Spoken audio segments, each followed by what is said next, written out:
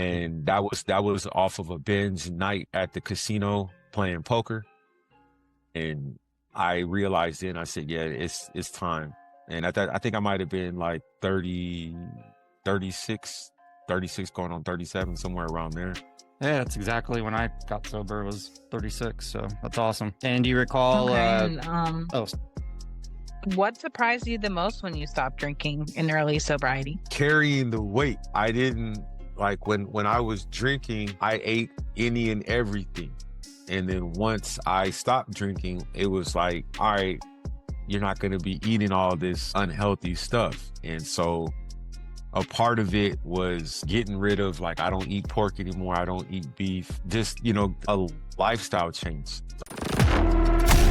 This is Rock Bottom with Ryan. No sugarcoating, no filters. The pain, the chaos, the truth. No bullshit. Just recovery.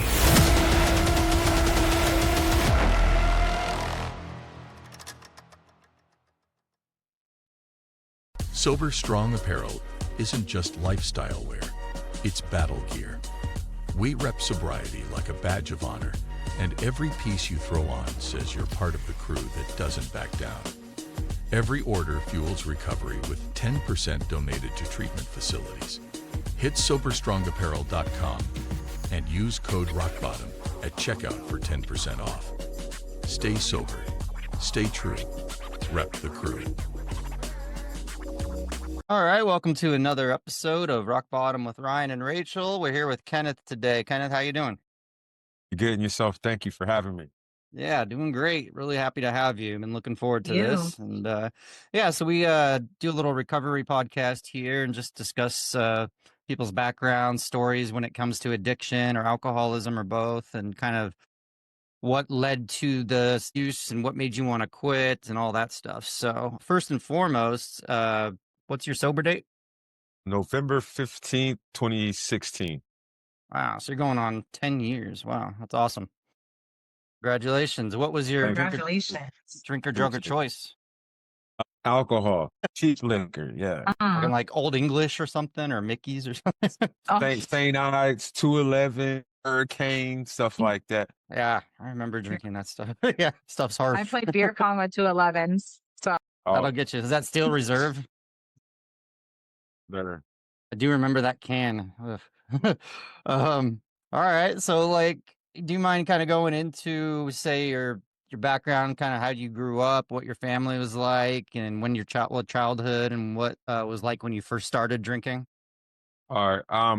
Well, I was born in Jacksonville, Florida, but was raised in San Diego, California. In the 80s, you should, hopefully some may know about that, just the state of how parents were more relaxed, not so much strict. So my dad, he was in the Navy. So, I saw alcohol drinking, as long as I can remember. I didn't really, I guess you can say I was always curious as a kid, watching my father and his friends on the weekends drink. And even sometimes he, would allow me to take a sip here and there. So I think that was the problem right there, was getting those samples a little at a much younger age than I should have been. Yeah, I get it. So when you first experienced those younger sips, when did you kind of start drinking for fun, like, and knowing you were going to drink more, like as a teenager, or did you wait a while? Yeah, I would say the first time I got drunk, I was 12. And I don't think I really started to really more so experiment with drinking until I got into high school, and was like, I played football and played basketball. So every, Friday nights we was at somebody's party, and or same way with basketball games. After basketball games, we would, somebody was doing a party. If not, we had to get together at one of the friends' house, and somehow we were able to get alcohol. Don't ask me how, but back then we were able to get it with no problem. Wow. Yeah, no, I get it. Yeah. When did how did that evolve after high school and all that? I would say that, of course, I went to a couple different colleges, one junior college in San Diego, one in Atlanta, and then two colleges up here in Minnesota.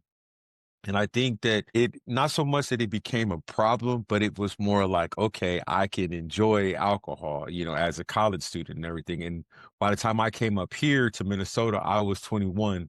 Over all my other friends, they were underage. So then, of course, they're coming to me to get the alcohol. So, and of course, at that time, I'm the cool guy because everybody's underage but me. So it was like, all right, but I don't think that it really became a true problem until after I graduated. So that was in 2003 when I couldn't find a job. Like I was working in radio up here, dream job, but I was introduced into a lifestyle that I just wasn't really expecting, which was that, the party lifestyle, the drugs, the sex, and all that stuff that I was seeing now at like 23 to 24 years old. And were you drinking to blackout? At that time, no. When I like first started, it was just more of like something to do. And I think that once I left Minnesota in I think it was 2005, that's when I started to have all those issues because I couldn't find a job working in my field, like I said, which was radio. So it was like, all right, well, now I got to go back and get a regular job. And like I said, also, I was hanging out with my brother and his friends. They're older than me. So now I'm going from drinking Budweiser, Bud Lights to now drinking the malt liquor, as I mentioned in the opening. So that's kind of how it was. And I was around guys that, I'm not gonna lie, they were kind of miserable. So it's like they had bad marriages, and here I am, this young guy hanging out with guys that were, like I said, I was 25, they were 35 and above. So they were having those real life grown man issues. And I didn't understand any of that at that time. Yeah, I get it. Did you go to school for communications originally? Yes. I have a bachelor's degree in radio broadcasting as well as a master's in communications as well as what I got when I got my master's when I was during my sobriety. Wow. My first, Awesome. matter of fact, my first, Congratulations. thank you. My first couple of months of getting sober, I had enrolled in graduate school. Matter of fact, I got accepted when I was in rehab in 2016. 16. That's amazing. I love hearing stories like that where it's people get sober and immediately just further their education, That's really Thank cool. you. So, yeah, so you were drinking mainly socially. Did it ever get to the point where you started like drinking alone, going through withdrawals, like drinking just to function? Yeah, all of the above. I found myself getting into trouble because I couldn't find a job in Phoenix. So from basically '05 until I got arrested in September 2008, I never was able, one, to get in the door to working in radio, let alone trying to work anything broadcasting for a sports team or anything like that. So it was, I mean, as I mentioned, I was hanging out with my brother's friends. So this was like a every Friday thing, especially in Phoenix. The weather's good year round. So not good, but it's not cold like it is in Minnesota. So everybody's outside. So for me, it was like, while everybody else is going to work full time, I'm sitting here drinking with these guys trying to find work. And so it was like they're miserable, complaining about life. And I was miserable because I couldn't, I have this degree, but I couldn't get a job or nothing that was paying me money that I was worth as far as I was concerned. So, like the culture of radio normalized drinking for you and it ended up causing problems in your career? Well, it didn't cause problems, but like I said, I was just kind of starting out here. I had went the route of being an intern, doing promotions, and then I had just got on as being an honored personality. So it was like I was, 25, and that at that time was prime. We think of all the life to live when we're 25. Yeah, we do. And it was just, I guess it was just hard because this was something that I wanted to, do as a kid. One of my favorite TV shows was Martin. And so Martin inspired me to get into radio. And it was one of those things where it was like, okay, I went to college, got student loans, all this stuff. And then now I can't even work in my field. And so for me, it was just the not being able to advance. And so when I left and went to Phoenix, I'm thinking like, okay, Minnesota, Minneapolis, St. Paul market was, I think at the time, I would say like 13. Phoenix was like 11. And so for me, it was like, okay, I have a degree, I have some experience, thinking like, okay, I'll be able to find a job. And it wasn't that easy. At that time, it was like you really had to know somebody. and I didn't know anybody in Phoenix. So that's where it made things a little, difficult for me. Yeah. So, And now at this point, you're feeling, in a sense, like a failure. You're feeling down on yourself. So now you're getting depressed. But now you're numbing and getting more depressed because alcohol's a depressant. pretty much, yeah. And then I started to run into bad relationships with women, and the person I was with at the time, she ended up getting pregnant and had an abortion. And that's when my alcohol volume really, really increased because of that, because I wanted to have a family. Now, mind you, this is in 2008. Yeah. So it was tough. It was tough, and I ended up going to jail. I spent a night in jail because of it, making poor decisions and everything. I got charged with criminal. They got dismissed, but I ended up going to jail for criminal damage. Oh. And yeah, so I lost everything at that point. And that was the first time I had experienced homelessness, because after that I wasn't able to go back home, let alone didn't have nothing. Like all my clothes, everything was in that apartment, and I didn't get that stuff for like about 2 years. Was there like a restraining order and all that? No, no, no, no. Oh. It was, I'll be honest, I punched a hole in the wall, and Yeah. they told me I couldn't go back to the apartment. And then I ended up leaving. I left Phoenix and went back up here to Minnesota. And then I joined the Army. And it was like all my stuff was at my brother's house for a couple of years until I eventually went back down to Phoenix and got it. Wow. So you joined the Army. That's really cool. So thank you for your service. And Yeah. did I've heard things about the military and all that, and like normalizing drinking there. How did that go? Well, let me just say I went to rehab 2008, December, January. And I told the counselor, I said, hey, I'm going to join the Army. I think, yeah, I was 29, and I was like, I don't have anything else. I'm, living basically, I don't even have a suitcase. I'm, bouncing from my mom's house to my dad's house, to friends' houses. And I told the guy, I said, hey, look, I'm going to join the Army. I said, this is the best thing for me. 1st and 15th, I, have medical, I have a place to stay, and I joined. But to answer your question, yes, alcohol amongst the ranks of the military is celebrated. Like you think about New Year's Eve, you can Google it. How much money is being sold on military installations on New Year's, 4th of July? It will blow your mind. Yeah. Some of those places make millions of dollars just in one little liquor store can make $1 million in a night on one of those holiday weekends. But yeah, it was bad. I almost got kicked out the military for drinking. Yeah, I got a drunk on duty. Almost lost my career in what year was that? 2011? Yeah, 2011 Wow. was kicked out. Yeah. So yeah, it's very, and they told me when I was in basic training, they told me, it's like, yeah, they asked me what my job was. I was a cook. They're like, if you become a cook, yeah, you're going to be amongst a lot of the drunks. And sure enough, it was a lot of drunks that were cooks. Even in the service industry, people working at restaurants, they say all the cooks are like the biggest drinkers, drug users and stuff. And it's like, yeah. Yeah. Did your use ever like drinking ever evolve into experimenting with drugs, or did drugs ever become a problem? No. The people that I hung out with and interacted, none of them did it. So I was never really introduced. So I mean, I saw, like I said, working in radio entertainment, I was able to get celebrities drugs here in Minnesota in the early 2000s. I mean, I saw cocaine, all that stuff, but that just wasn't my thing. I loved alcohol. I didn't want to experiment with anything else because I just felt like this is what more or less that I was comfortable with. Yeah, that makes sense. And I have a question.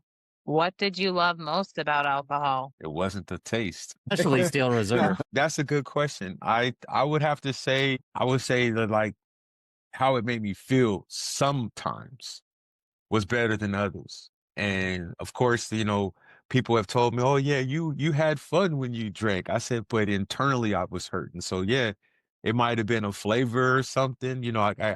My favorite rapper, he had a lot of beverages, and he still makes alcohol to this day, E40. And I like E40. yeah. And I every time he came out with something, I was trying it. And Yeah. for me, it was like, yeah, I'm tasting some of that. And I was just like, nah, I wouldn't go back to it. So it's definitely, I think at the time it was something to do, something to pass the time, and not so much of everything I was drinking had the best flavor. Oh, yeah. No, I get it. Like whenever I listen to a lot of rap, I think Rachel does too. So I would always hear what they're rapping about, and I would always be like, I need to experiment with that. Like it even got to the point where I tried the purple drink thing a long time ago in college. Oh, God, me too. Blacking out hard. Like I don't recall anything. But That's hilarious. I know you tried that. Me too. that was deadly. Yeah. The rapper I listen to in the Bay Area now, Larry June. I don't know if you listen oh to him. yeah, I yeah, like yeah, him. yeah. I saw him live one time. I got a picture with him. Okay, that's what's up. Yeah, I'm a little older, but yeah, he's definitely the new wave of the Bay Area for sure. Yeah. So did like being in the military, did it start to increase or help your discipline as far as like quitting drinking and focusing on your career? Not at all. No, I'm serious. Like I used to drink on duty. Like I said, I got in trouble and then they sent me to like the alcohol substance program or whatever. That didn't help me. It got me out of work. And then it ended my work day earlier for me. So of course, when I got done with that 1 hour session, I would go off base and go get something to drink. So the discipline wasn't there. Um, I even went to rehab. I went to rehab in 2014 because I was a victim of domestic violence, and it was only because I was under the influence of when it happened. Yeah, I would say no. The military did not teach me any type of discipline. The only thing that it did was it it got me out of work a lot of times. I knew if I wanted to have the day off, I would be like, oh, this is kind of graphic, but I would say I have stomach issues. And, if you work in the food industry, you can't work if you have diarrhea. So on Yeah. Monday, I would be like, oh, I'm hungover. I want to still drink. Let me go tell them I got diarrhea. They put me on 24-hour quarters. I would be drinking all day on a Monday. So it'd be how much do you think you'd consume in a day at your worst? Ever? Just yeah, in general. Oh, the I would probably say the most that I consumed in a day was like 5, maybe 6 40s. On average, when I was at the deepest, I'd probably say like 6 24-ounce malt liquor. And that's like And what was a, oh, I'm sorry. you go, Fine. Rachel. What was a 24-hour period for you like closer to then, that time period when you were working in the restaurant industry? Wake up to bed, I mean. Well, I would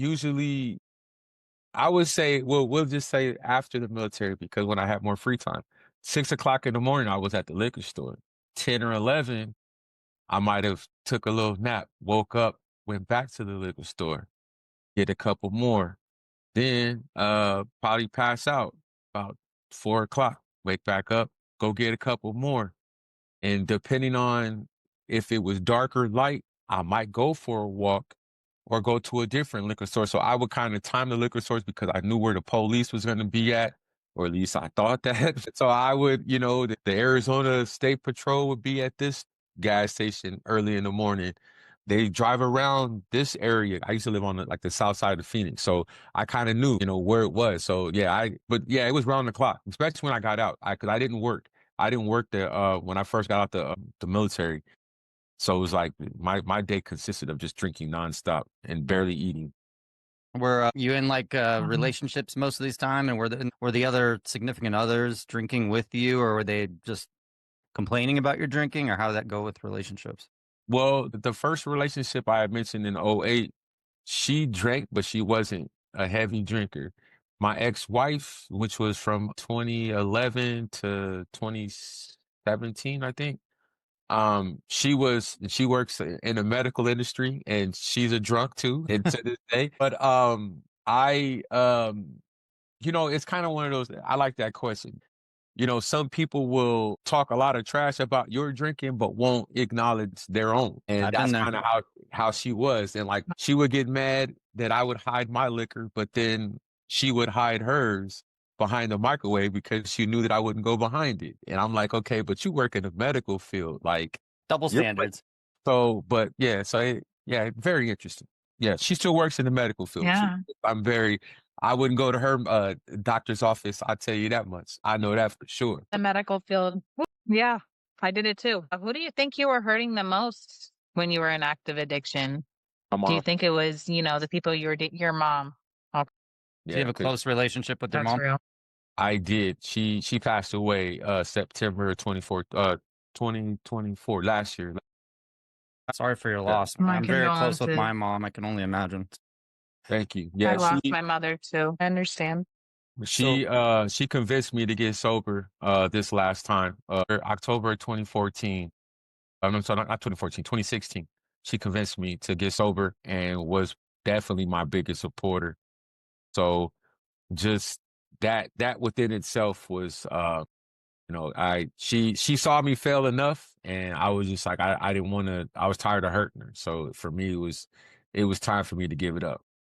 Yeah, understandable. Sounds Yeah. like you've been making her proud, the last almost 10 years now. So that's amazing. Yeah, Um, for It's sure. like, so what was like your final boiling point, and like what really just the last 24 hours of drinking? When did you just say, I'm done? When my mom said, "What can I do to help you get sober?" and the fact that she didn't want to bury it, I'm, she said she didn't want to bury any of her kids. And that was off of a binge night at the casino playing poker. And I realized then, I said, yeah, it's time. And I think I might have been like 30, 36, 36 going on 37, somewhere around there. Yeah, that's exactly when I got sober. It was 36. So that's awesome. And do you recall, Okay, and oh, what surprised you the most when you stopped drinking in early sobriety? Carrying the weight. I didn't like when I was drinking, I ate any and everything.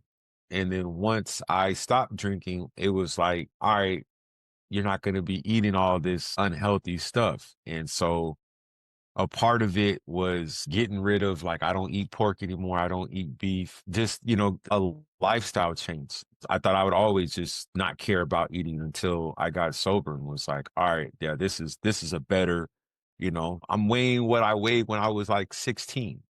yeah, that's rough. So you started taking I, your health really seriously. Are you into exercise and fitness now too? No. Well, I mean, I take my son for walks. I'm not I'm close to 50. I'm not gonna be out here running marathons and stuff. But yeah, that's primarily what I do, is just me and him. When before we moved over here to where we're staying at now, there's like a trail around the apartment complex, and so we would just, go walking over there. So that's primarily what I do, is that I got too many injuries from the military, so I don't, I can't get out there and get an expensive gym membership or anything like that. No, I don't do that stuff anymore. Okay. But eating healthy and not drinking is healthy enough, honestly. So Very Mhm. true. Very true. Very how true. old's your son? He just turned 2 in November the 26th. And then my wife just had another baby, November the 9th. So, Congratulations. You got Mm, your hands full now. yeah, thank you. I yeah. appreciate it. Yeah, having kids at this age this is definitely, I forgot to mention, a part of the reason why I, drank in excess is because of the fact I didn't have a family. And Yeah. so to now have it is like, it's like the ultimate dream come true as far as my sobriety. Cause even before a couple years ago, I was questioning, like, will I ever have kids? And to be able to have it now, yeah, I'm definitely happy and thankful for it. That's beautiful. I don't have Yeah. kids of my own, but I totally get that. When I was in the hardcore midst of my drinking, I was always thinking to myself, well, I don't have anybody around that I'm hurting besides myself, and I always had that in my mind. But it's good to know it. Like, I'm 38, that know that it's, I can still have kids in the next 5, 10 years, so and I Yes, want to be a dad some No, you days. can. yes, you can speak Yeah. that You will into be. speak it. Yeah. Yeah. The great thing is that we have kids now, they will only know us as a sober parent, so that's great. I mean, Yeah, and yes, New one. yep, Yeah. exactly. So yeah, that's awesome.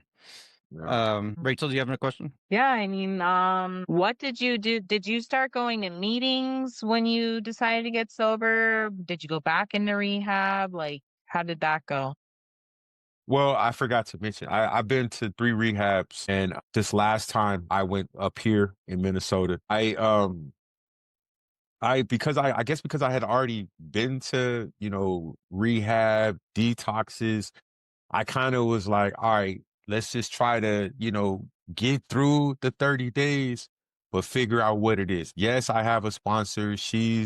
I would say like 87, 87. She's from Luxembourg, somewhere in the UK, I think. But because of where they lived and where I was going to college at, that was like an hour and a half away. So I didn't get down to go to AA, but I will say that the AA was present and it did, it helped me, but it wasn't something that I went to every single day, every week, or anything like that. But yes, I knew that it was there because I've been working on trying to get sober since 2008. It just, Yeah. 2016 was the Stuck. time. Yeah, that's good. So what kind of, do you have the right support around you right now, would you say? Or do you have any people in your life that you still consider like, hey, I got to keep my boundaries up? Or is everybody pretty supportive of your sobriety? Yeah, well, my family that's here in Minnesota, like I only have my sister, her family's here, and my nephew, his son is here too, and my wife.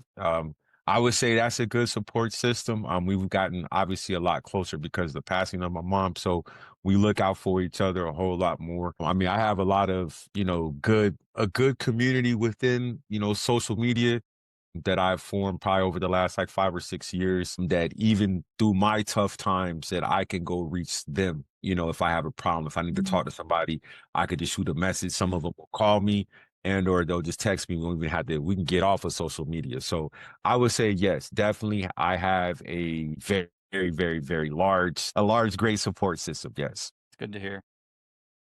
What would you say keeps you motivated on tough dates to stay sober? Ooh, that's a good question. Well, I'll give you an example. My son was born in the hospital where I had my last conversation with my mom. So in my mind, like that was traumatic. And like I said, my son was in a hospital 17 days after he was born. So all this stuff was playing with my mind. So all I keep doing was just like that conversation I had with my mom, that last one with her, and just knowing like, okay, things is gonna be all right, because like nobody knew that there was problems going on with her for her to even be in the hospital. So for me, it was kind of, I would say, traumatic. But yeah, I would say that. Just I don't know. For me, I've been through a lot of tough stuff, especially just during this sober journey. But I just know that I don't want to go back to that lifestyle. I know what that life looks like. Like I don't know what fatherhood is. I was a stepfather when I was drinking, but I now know what fatherhood looks like. So all the stuff that's been happening to me are different things that I've never had to experience prior. So I'm liking this life. I know what those bad times look like, and I don't want to see them again. Right. Awesome. That's awesome. Exactly. How did you end up in Jacksonville? I was born in Jacksonville. Okay, but you were raised in San Diego? Yeah. I was I went back to Jacksonville because I met my wife. I was at a football game in Cleveland. It was the Chargers against the Browns. Go Chargers. I was I was in a group, vegan. It was a Black vegan social group or whatever on Facebook. And at the time I was doing a lot of community work with the city of St. Cloud. So, they had me dressing up, going to all these different events. So they're like, "Hey fellas, post a picture of in a suit." So I was like, okay, posted it, got a couple likes on the picture. I started going through looking at profiles. Saw my wife, was like, "Oh, she's pretty. What's up?" So, and after that, about 3 months later, I went back to Jacksonville for the first time since '79, and I went back in 2019. So Wow. it was pretty cool. And then, like I said, me and my wife are still together. Awesome. Congratulations. And you guys Thanks. got 2 kids now. That's great. Yeah. Mm.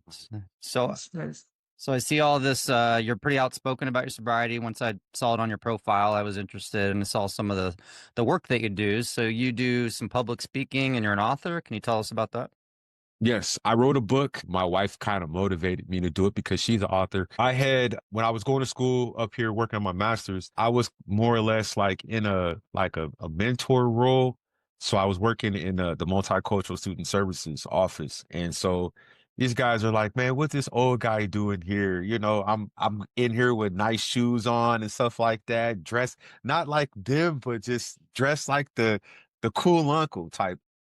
So they're like, and my advisor, he was still there from my undergrad. So he was like, hey, you know, just try to, you know, be a mentor to them. And so like I'm telling like, hey, I just got out of rehab, you know, just got, you know, I was homeless. I got all my furniture delivered from Arizona, got my car delivered, and I'm just starting over. And so they're like, man, you know, sounds like you have a pretty good life. Maybe you should write about it.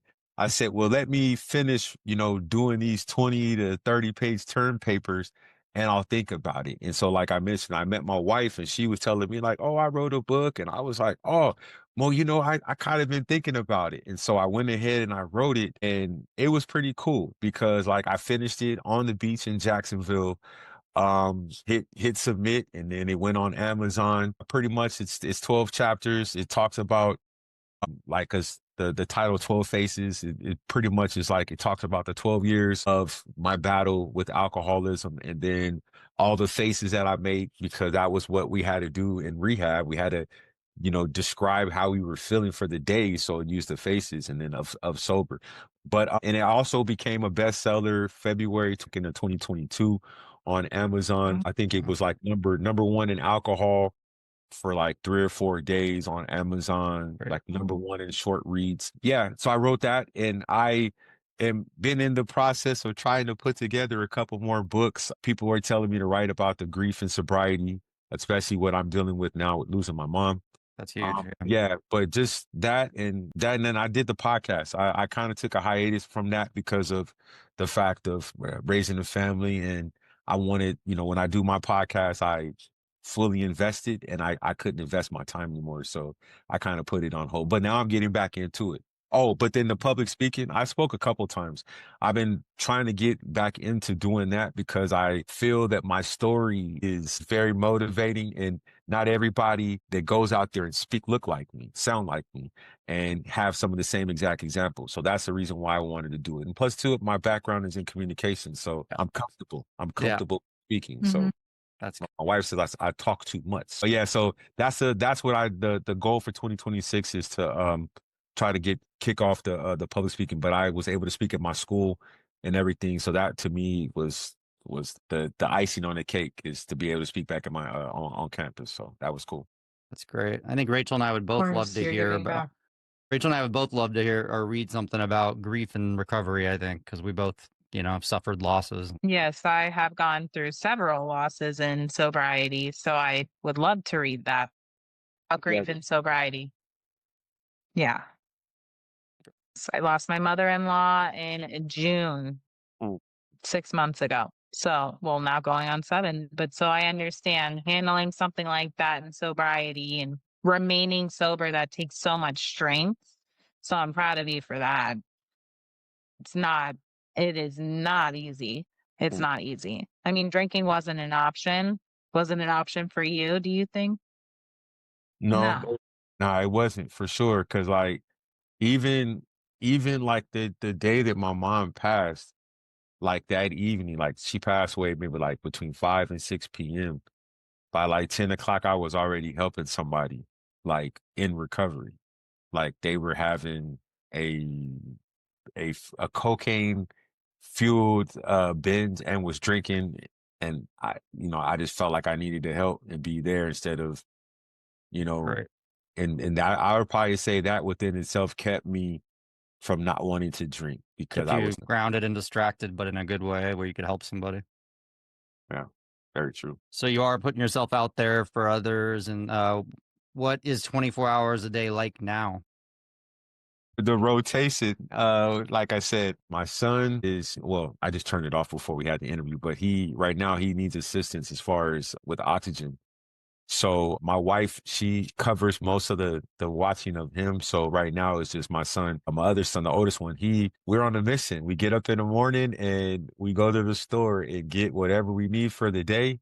And then we try to figure out what we're going to do the rest of the day. And it's usually something around the house. If it's like today, I did laundry. I didn't really clean it up anything around the house, but I will before the night is over. Recording content. I've been, like I I mentioned earlier, trying to get back really into doing that. I found that YouTube is like my friend because like I could post something on there and I can get views and I'm like, that's pretty cool. So I've been doing that the last couple of days, just recording some, stuff to kind of help people through the holidays, sharing about grief. So that's pretty much what I try to do is record stuff, even though I don't upload all of them, but I do record. Yeah, I'm a full-time stay-at-home dad. Like I don't work anymore. I haven't worked really since I got out the army. And then when I did, it was only like a month here. Matter of fact, my last job I got fired. So and I'm okay with that. I'm okay with being at home raising my son because my dad wasn't at home. He was in the Navy. So I have the opportunity to do this and still, if I need to he take a nap, I can go and work and hopefully one day get paid for it. So yeah. That's amazing. Yeah, no, Yeah. being a full-time parent and being outspoken about your recovery and how to be helping people deal Yeah. with grief, I think that's all just extremely valuable Yeah. work. So thank you. And you're doing it present. You're fully present to do it. And that's really amazing. For sure. So what advice would you give to listeners right now who are sober curious or still struggling? Still struggling. You are not alone. And so you should not make yourself feel like you're alone. If you have the problems and issues, go get help. If it's a friend, a family member, if you want to be anonymous, you can go on various YouTube channels like 12 Faces of Sober, type it in, follow somebody, and just give it a try. Even if you fail, give it a try again.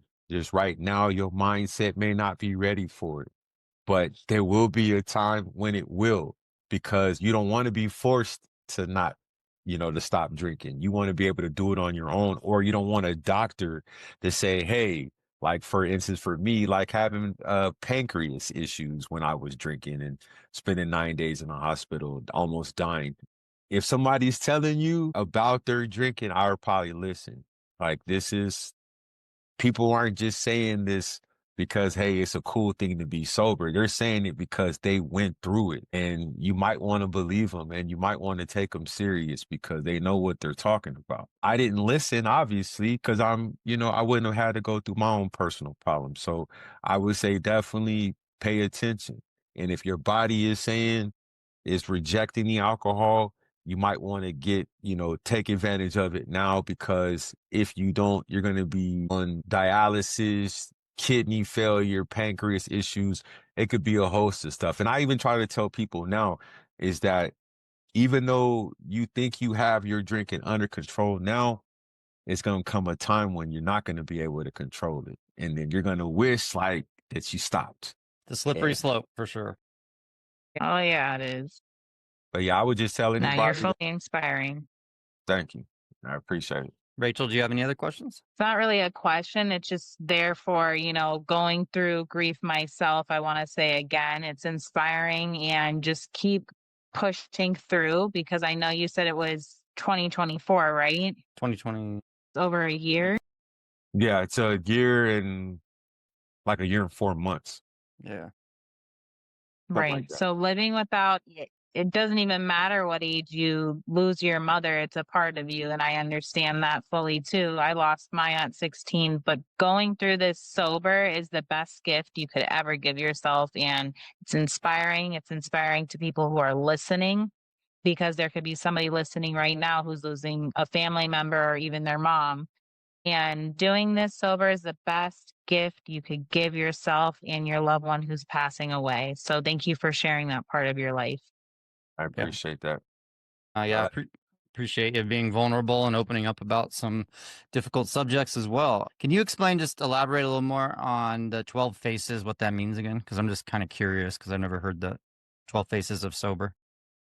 Okay, 12 was I guess it has a couple of different meanings. 12 is the first time I got drunk, the age 12, and then the 12 years was the 12 years that I faced the struggles of alcoholism. It started, I think, in '04. '04 is when I kind of, yeah. But I mean, I was drinking prior to that, but it was that, and then the so it has nothing to do with the 12-step program. I know a lot of people think that just because the Yeah. number 12. And then the Faces of Sober is when I was in rehab this last time, one of the group sessions that we were in, each or today, whenever we had this group check-in, they'd have like 30 faces on there. And then you'd have to, blissful or whatever it was. And of course I was angry all the time. So each and every one was like frustrating. Like it was all the angry ones. So it was just Faces of Sober. Yeah. Because now, yeah, I'm sober. When you were describing yourself as angry, do you remember like what things made you angry and want to drink? Just in general, or just toward when I was describing? Yeah, when you're just describing your emotions, like what in your life was really frustrating you at the time? My ex-wife. Yeah. Okay, so relationship based. Yeah, because I was in a homeless Relationship.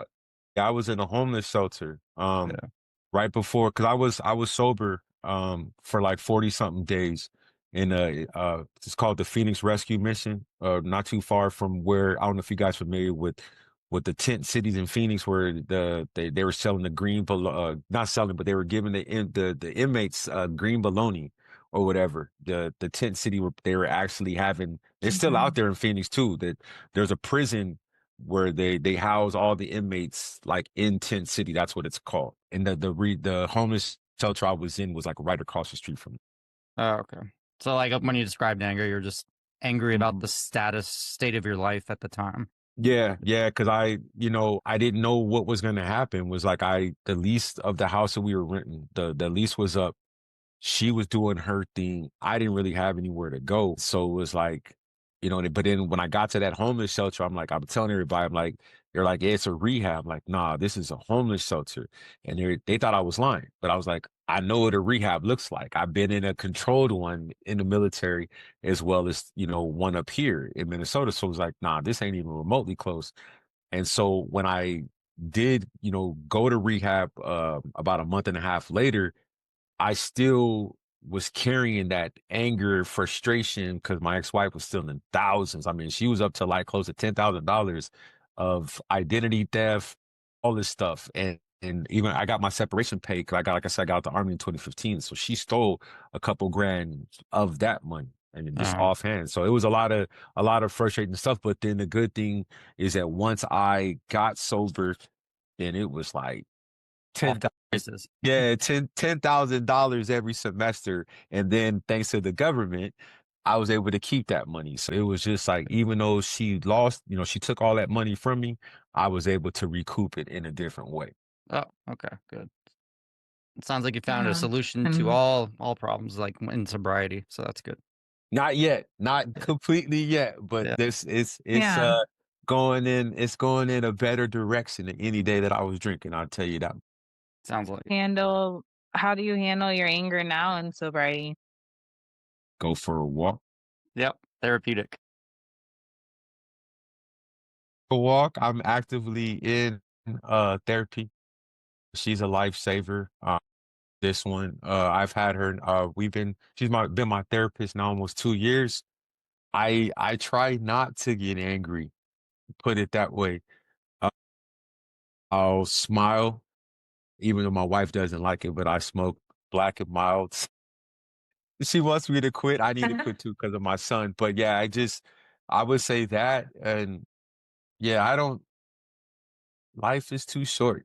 And so I try not to be as angry as I was when I was drinking. Like, I'm not gonna say I'm the most peacefulest person, but I just know that the problems are still gonna be there. So it's just, and even if I am angry, it's not that long. Life is I too got short. It's a great quote. It's also a title of a Too Short CD from back in the day. oh yeah. That's one of my other favorite rappers. He Yep. went to the same barbershop I did when I was in Really? Atlanta in '99. Yeah, when I Yeah. went to college in Atlanta. My first ever CD, my mom bought me Cocktails by Too Short. I don't think she realized what he was rapping about. Yeah, I use that as an excuse because my mom is, she's was raised in East Oakland. So I was like, Mom, he's from East Oakland, the same neighborhood as you. Yeah. And so I throw out a street number. You know that street right Oh. there? She's like, yeah. I said, okay. So she got me that one. I think it was the Getting It album Yeah. in 95, I think it was. Yeah. I had that one too. And then Get In Where You Fit In was the other one. Yeah. Oh, He was yeah. good. He definitely made Bay Area rap, you know, Yeah, or one of the yeah. originators. And he motivated me too, because when he had his first child at like 52, this not a few years, was it? I think maybe about 7 years ago.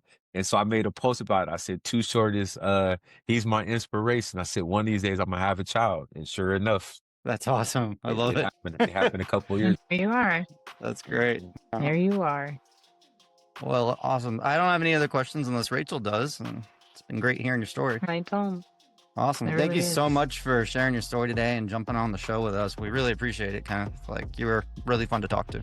I appreciate you guys. Definitely, we're gonna have to keep in touch, because I want you guys to be on my podcast once I kick it back off, because I would love to hear you guys' story. Yeah. We'd love to. Yeah, we'll keep in touch for sure and reach out to us anytime. And what's a good place for our listeners to see your profile on social media? If you want to shout out that.